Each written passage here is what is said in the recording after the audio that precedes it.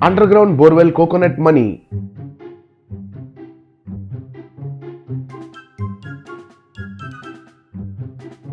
किरोल नाम के गांव में महिपाल नाम का ब्याज का व्यापार करने वाला एक आदमी रहता था। वो बहुत लालची था, लोगों को अधिक ब्याज में उधार देकर उनको बहुत सताता था।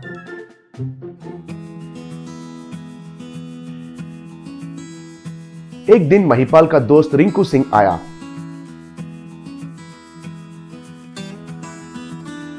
अरे अरे अरे अरे, जस्ट मिस हो गए हो यार।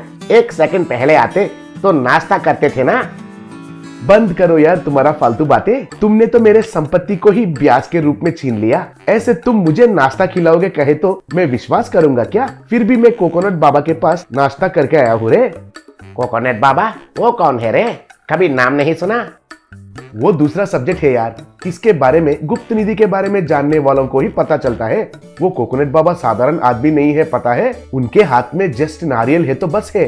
धरती पर छुपा हुआ कौन सा भी गुप्त निधि अपने आप गुरुजी मैं यहाँ छुपा हुआ हूँ कहकर कह देता है, पता है। अरे गुप्त निधि का मतलब चांदी सोना ही है या फिर पैसों का निधि को भी जान सकता है तुम्हारे बाबा? हाँ हाँ, क्यों नहीं जान सकते हैं। वो तो उसमें स्पेशलिस्ट भी है। मेरे आंखों के सामने कितने लोगों के खेत में छुपा हुआ पैसों का निधि को निकाला है, पता है। मगर जमीन में पैसा क्या है? तुम्हारे अलमारे में तो रखा हुआ पैसा ब्रेक डांस कर रहे हैं ना। हाँ, वो तो मेरा नहीं है यार, वो डाकू रातोड़ है ना, उसके पैसे है। उसने कहीं मेरे खेत में पैसे छुपा कर रखा है, ये मुझे पता है। अगर वो मिल गया तो बस जिंदगी में सेटल हो सकते हैं यार। अरे ओए, उस रातोड़ के पैसे के बारे में तुम्हें कैसे मालूम है? अगर उसे पता चल गया तो वो तुम्हें मार डालेगा। अरे उनके सीक्रेट सब अगर हमें पता नहीं है तो किसको पता चलेगा यार? क्योंकि उसने चुराया हुआ पैसे सब मैं ही उधार देकर घुमाता हूँ ना। पहले मुझे उस बाबा से परिचय करो, फिर बाद में इसके बारे में बात करेंगे। तब रिंकू ने हाँ कहा। अगले दिन एक बाबा नारियल के साथ खेत में घूम रहा था। तभी कोकोनट बाबा के पास महिपाल को रिंकू लेकर गया।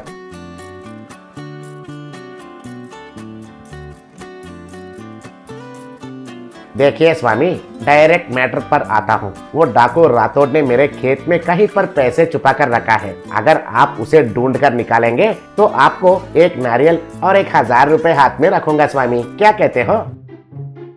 कौन सा सूखा हुआ देश से आए हो तुम? देखो जो भी हो, मुझे 20% दिया तो डील होगा, नहीं तो छोड़ो रे। अरे तुम्हारे पैसे नहीं है ना वो, उसमें भी तुम्हारा ब्याज का बुद्धि दिखा रहे हो क्या? मुंह बंद करके मान जाओ। अगर उसको गुस्सा आया तो वो पैसे कहाँ है वो खुद ढूंढ लेगा और उसके बाद तुम पछताओगे।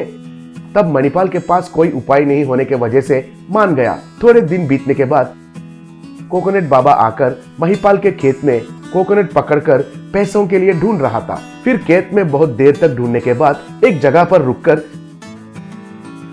देखो इधर 4 फीट लेंथ में और 4 फीट नीचे खोदो। वैसे ही पैसे मिलने के बाद एक थैली भर के नारियल और 20% कैश लेकर मुझे देना, समझे? कहकर वहां से चला गया। उसके बाद महिपाल और रिंकू उधर खोदकर जमीन से पैसों को बाहर निकाले।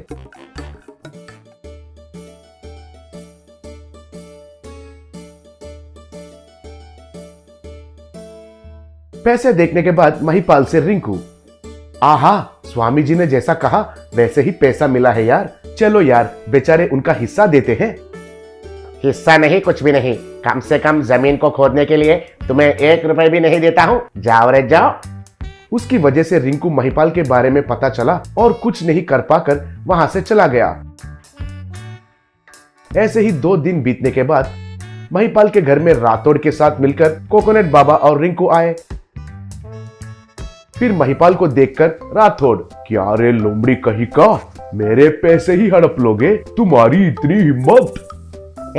अगर मैंने हड़पना शुरू किया तो मुझसे ज्यादा कोई भी हड़प नहीं सकता है। उनका पैसा इसका पैसा नहीं, किसका भी हो मैं हड़प लूंगा। मुझे पैसों से उतना प्यार है। अरे वो महिपाल के बच्चे, तुम्हें सर पर घमंड चढ़ने की वजह से कुछ भी बकते जा रहे हो। सामने जो है वो रातोड़ है कहकर भूल गए हो क्या? अगर उसने चाकू घुसाया तो जितना भी पैसे कमाने से कोई भी काम का नहीं रहेगा। देखो, मुझे मारने से भी पैसे कहाँ छुपाया ये बात नहीं बताऊंगा यार। तुम्हें क्यों मारूंगा रे, तुम तो छोटी चींटी जैसे हो। तुमको ट्विस्ट देकर शेक करता हूँ, तुम्हारे घर में रखा हुआ सब पैसे लेके जाऊंगा रे। कहकर महिपाल के घर के अंदर जाकर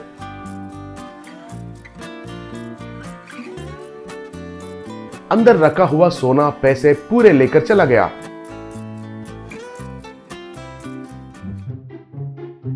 वो सब देखने के बाद मणिपाल मन में, जाइए जाइए, मेरे पास से जो भी तुमने चुराया है उससे 10 गुना ज्यादा तुम्हारा मेरे पास है। देखा, उसमें 90% की पैसे रिटर्न आए हैं। कहकर हंसने लगा। थोड़ी देर के बाद महिपाल के पास उसका साले साहब जतिन भागते हुए आया। जीजा जी, पैसे गिनने के लिए हमारे घर में दिए थे ना, उसमें ऊपर वाला सारी असली नोट है जीजा जी, मगर बाकी के सारे खाली व्हाइट पेपर से पूरा नकली नोट है जी।